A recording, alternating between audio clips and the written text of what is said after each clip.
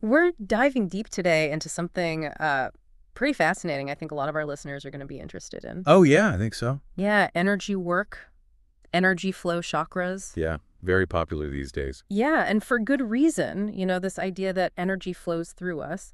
But what if there are these kind of like hubs or centers that we can work with to Yes. actually, kind of optimize how we're feeling and living? Yeah, and that's what the chakra system is all about. Yeah, so you've given us some amazing sources, and a lot of our listeners, I'm sure, already have some familiarity with the chakras. Right. But what we're doing here is going even deeper. Yeah, going beyond the basics and really getting into, like you said, these specific sources. Yeah, and seeing, what they offer that maybe we haven't heard before, or kind of new ways of looking at this ancient system. Right. So think of this as like your personalized chakra guide, I like that. kind of highlighting what's most relevant from all of this material that you've sent us. Yeah, it's like having a custom-made energy map, right? Showing you the terrain of your own system Yeah, and how to navigate it. love it. So let's start at base camp, shall we? Let's do it. The Muladhara, or root chakra. The root chakra. I mean, gotta love that name, right? Yeah. It's got weight to it. It does. Punching. Yeah, and it is all about feeling grounded. Yeah. It's like a tree with deep roots anchoring it into the earth. Yeah. And that's why it's located at the base of the spine. Okay. It's governing our sense of security, our stability. It's really the foundation for everything else. That makes sense. And, a lot of the kind of more basic sources talk about anxiety being a sign of a root chakra blockage. Right. But your material goes deeper than that. Yeah. There's this study you sent about earthing, walking barefoot on the ground. Yes. Apparently, it's not just hippie stuff. It's not just woo-woo. Right? There's actual science behind it affecting cortisol levels. Yeah, it's fascinating because the studies actually suggest that direct contact with the Earth's electrons can actually calm the nervous system. Wow. And reduce those stress hormones. Mm. And, that ties in perfectly with the root chakra's role Right. in feeling safe and connected to the physical world. So it's not just about mental grounding. Right. But also this like physical connection. Yeah, a physical connection to the Earth's energy. So the Earth's energy, like plugging ourselves back into the source, literally. Literally. And, even in your sources, there's mention of specific grounding visualizations, like imagining roots growing from your feet deep down into the earth. Oh, yeah. It's about tapping into that feeling of stability on multiple levels. Okay, I've got to ask about this because one source claims that the root chakra is also connected to our ancestors. Ancestors. Not just our individual sense of security. Right. That seems like a stretch to me. Well, not necessarily if you think about it. Our ancestors laid the groundwork for our existence. Right? Yeah. Their experiences and choices ripple through us. Feeling connected to that lineage can provide a profound sense of belonging and stability. Huh. It's like having an invisible support system Okay. rooted in the past. Okay, that adds a whole other dimension to it. It does. So strengthening the root chakra could involve exploring family history, honoring those who came before us. Absolutely. And, some traditions even use rituals and practices specifically designed to connect with that ancestral energy. Wow. It's recognizing that our sense of grounding goes beyond our individual lifespan. Okay, my mind is officially blown. I love it. All right, so we go from roots to flow. Okay. The Swadhisthana, or sacral chakra, below the navel water element, this one is all about fluidity, right? More than just fluidity, though. I mean, it is the source of our creative energy. Okay. Our ability to feel, to express emotions, even how we experience pleasure and sensuality in relationships. Right, but your material mentions something about the hips being key to unlocking this chakra. The hips, yeah. I mean, I know hip opening yoga is a thing, but how does that actually work energetically? Well, you got to think about it. The hips are literally where we create movement. Right. Where we give birth. They store emotional energy, especially around sexuality and intimacy. Uh-huh. So when we release tension there, it's like we're freeing up that blocked energy, allowing it to flow through the sacral chakra. So hip pain or stiffness might actually be more than just a physical issue.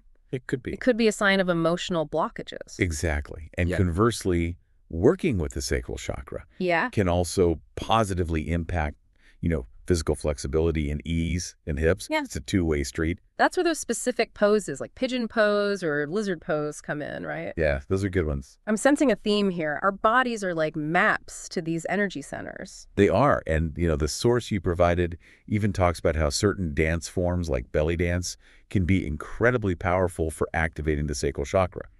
It's about moving the body in ways that stimulate that area and encourage the flow of energy. So it's not just about stretching, it's about embodying that fluid energy through movement. Embodiment, yeah. I'm starting to see why the sacral chakra is so important for creativity and expressing ourselves authentically. It's the wellspring of our emotional and creative life force. When it's balanced, we feel alive, passionate, and connected to our deepest desires. Okay.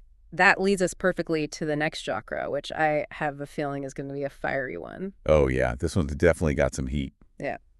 All right, let's take a quick break, and we'll come back and dive into that fiery energy center. Okay, so we're back and ready to explore that fiery chakra you were talking about. All right, you ready for some heat? I think so. Let's hear it. So this is the Manipura or solar plexus chakra. The solar plexus. Yeah, this is our inner fire. It's all about willpower, confidence, that go-getter energy, Okay. and it's right around the navel, Okay. where we digest not just food, Right. but life itself. I'm feeling a little fired up just talking about it. Good, I like. But one of the sources you shared mentioned a connection between the solar plexus and digestion issues. Right. I thought chakras were more about emotional stuff, not physical problems. Yeah, that's a common misconception. Yeah. People think it's all kind of esoteric and airy-fairy. Right. But remember, these energy centers are intertwined with our physical bodies.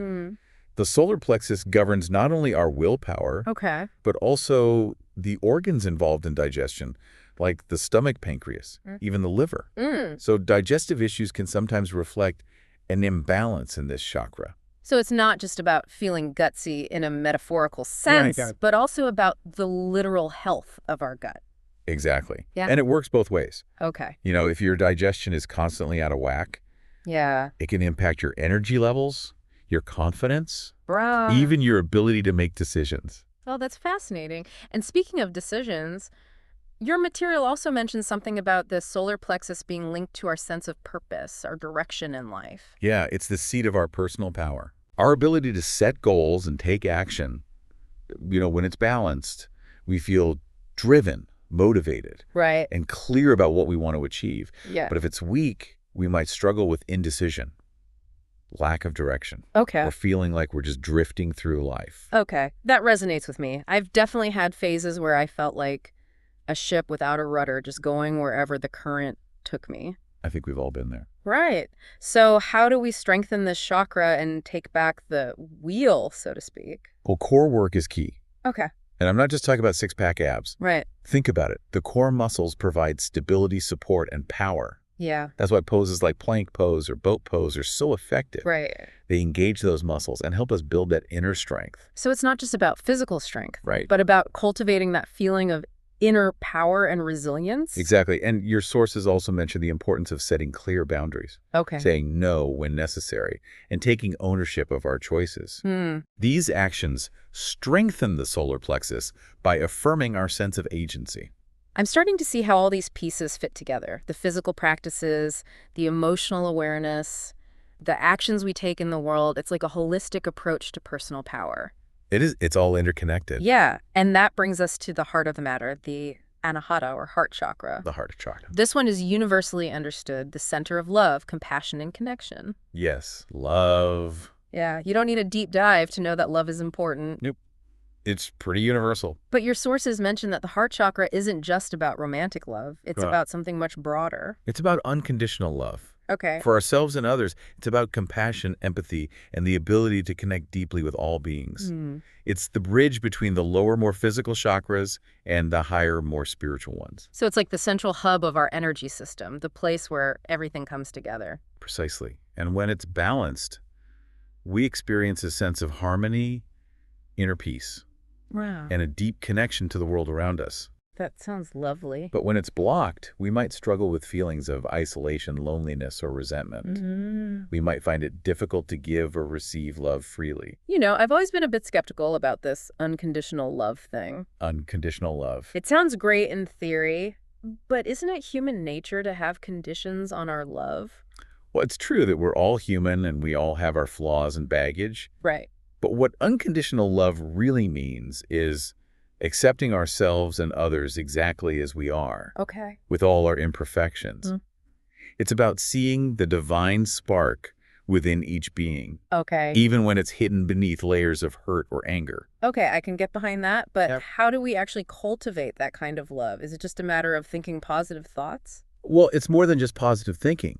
It's about consciously choosing to act from a place of love and compassion, Okay. even when it's challenging. Right. And your source mentions some powerful practices for this, like metta meditation, Okay. where you send loving kindness to yourself and others.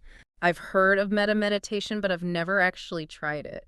Is it really that powerful? It can be incredibly transformative. Okay. By cultivating feelings of love and compassion towards ourselves and others, we're literally rewiring our brains to be more loving and accepting. So it's like a workout for our heart muscles, but instead of lifting weights, we're lifting our spirits. I love that. That's a beautiful way to put it.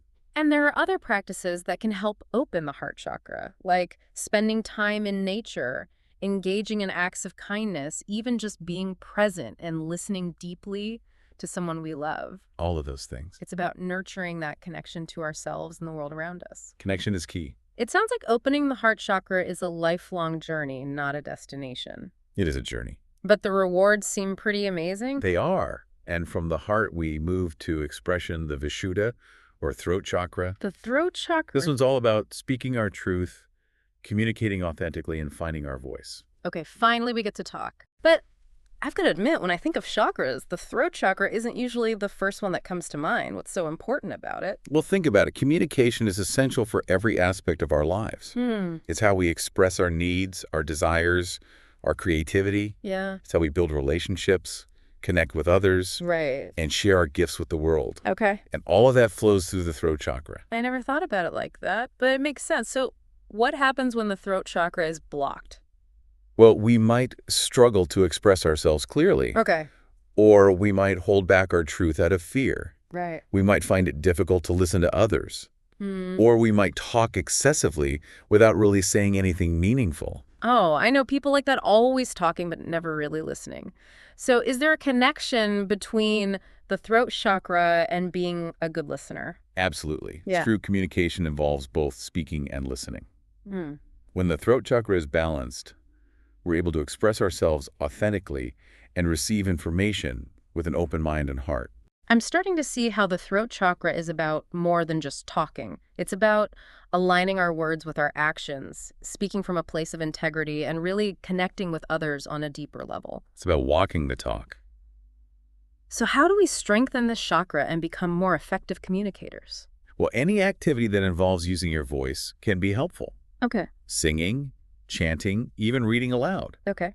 And your sources mention the importance of journaling as a way to process thoughts and emotions before expressing them verbally. That's a great tip. I know journaling has helped me clarify my own thoughts and feelings. It can be very therapeutic. Yeah. And don't underestimate the power of simply listening to yourself. Listening to yourself. Pay attention to the tone of your inner voice. Is it kind and compassionate, or is it critical and judgmental? That's so important. By becoming aware of our inner dialogue, we can start to shift the way we communicate with ourselves and others. Exactly. It starts within. Okay, I'm definitely going to try that. But what about those neck stretches you mentioned earlier? How do those fit into the picture? Well, we often hold tension in our necks and shoulders, Yeah. especially when we're stressed or holding back our emotions. Right. By releasing that tension, we can literally create more space for our voices to emerge. So it's about freeing up the physical energy in the throat area so that our words can flow more easily. Exactly. It's about removing those blockages. And your source even mentions a specific vocal exercise called lion's breath, where you stick out your tongue and roar like a lion. Oh yeah, lion's breath. It might sound silly, but it's a powerful way to release tension and activate the throat chakra. It is. You got to try it sometime. I might have to try that one in private. But seriously, I'm starting to see how important the throat chakra is for living an authentic and fulfilling life. It's essential for expressing our true selves. So we've covered 5 chakras so far: the root, sacral, solar plexus, heart, and throat. And I'm already feeling like I've learned so much. But there are still 2 more chakras to explore, right? Yes, there are. We're moving into the realm of the higher chakras now, the ones that connect us to intuition, wisdom, and spiritual awareness. Okay, I'm intrigued. Let's dive in. Okay, so we're in the home stretch of our chakra journey. We've gone from the grounded root chakra all the way up to the expressive throat chakra. What awaits us in these higher realms? We're venturing into the territory of intuition, wisdom, and spiritual insight. The sixth chakra, Aja, also known as the third eye chakra, resides right between your eyebrows. Ooh, the third eye. That sounds mystical and intriguing, but one of the sources you provided called it the CEO chakra. Not exactly what I pictured. It's a fitting analogy, though, isn't it?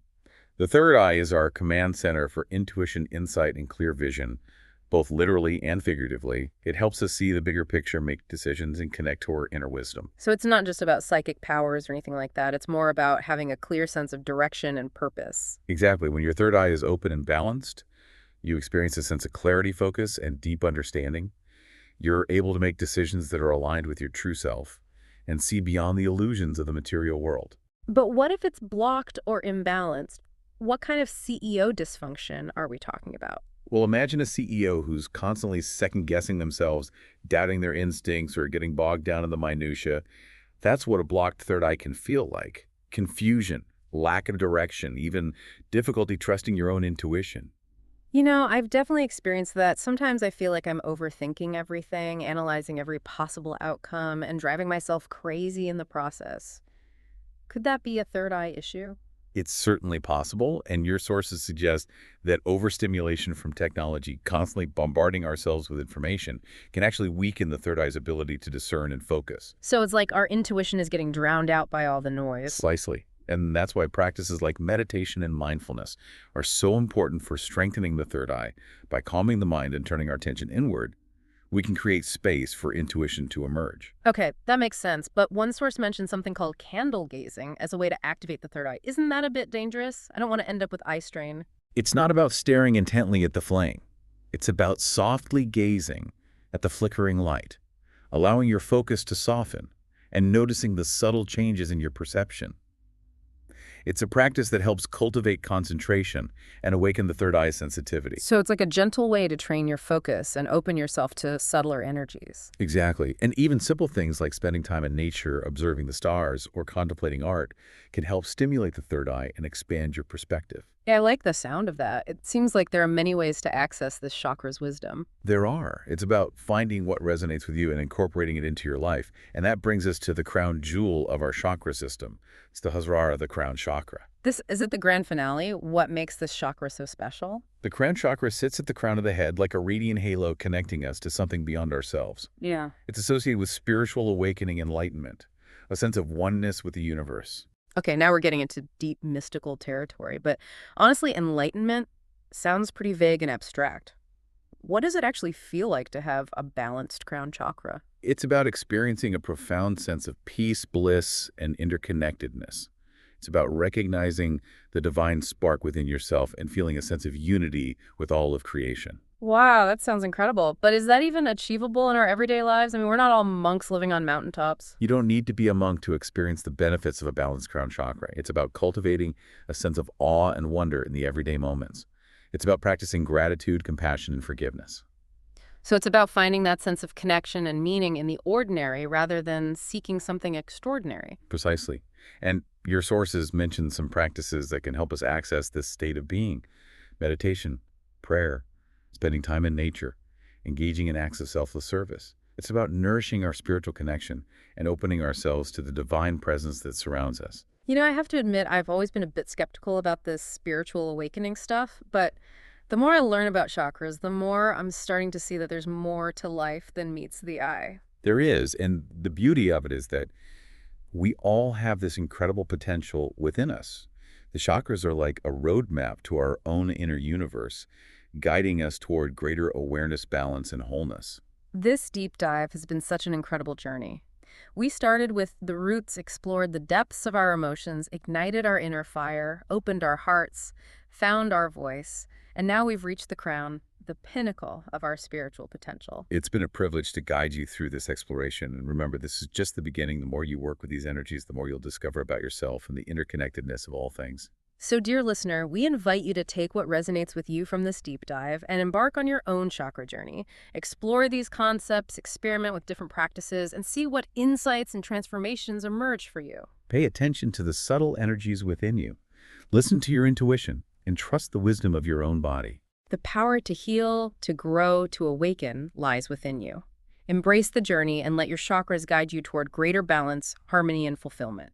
Keep those chakras spinning, and until next time, keep diving deep.